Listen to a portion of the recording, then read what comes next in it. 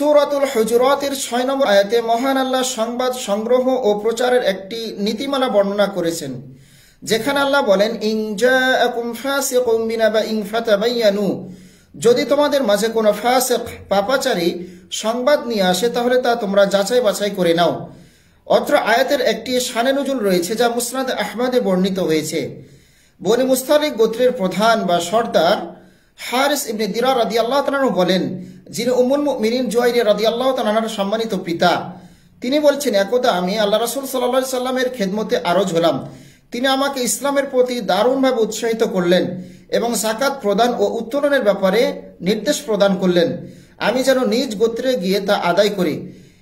এজন্য একজন সাহাবীকে তিনি নিযুক্ত করলেন, যার নাম ছিল উকবা ইবনে আমির রাদিয়াল্লাহু তাআলা আনহু, যিনি একটি নির্দিষ্ট তারিখে গিয়ে সেই যাকাতের সম্পদ উত্তোলন করবেন বা সংগ্রহ করবেন। উক্ত তারিখ আসা সত্ত্বেও ওই সাহাবী যখন না আসলেন, আমরা খুব চিন্তিত হয়ে পড়লাম।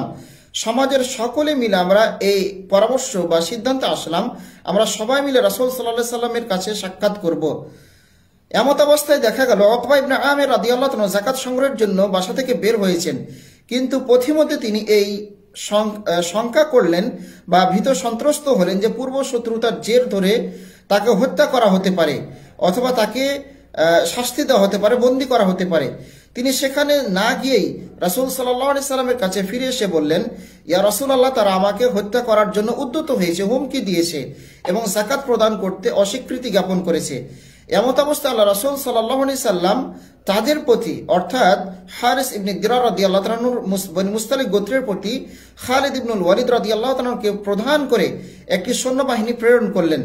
পথিমধ্যে দেখা হলো হারিস ইবনে দিরার রাদিয়াল্লাহু তাআলার সাথে খালিদ ইবনুল ওয়ালিদ রাদিয়াল্লাহু তাআলা। তিনি তাকে জিজ্ঞেস করলেন যে আপনারা কোন কওমের প্রতি প্রেরিত হয়েছেন?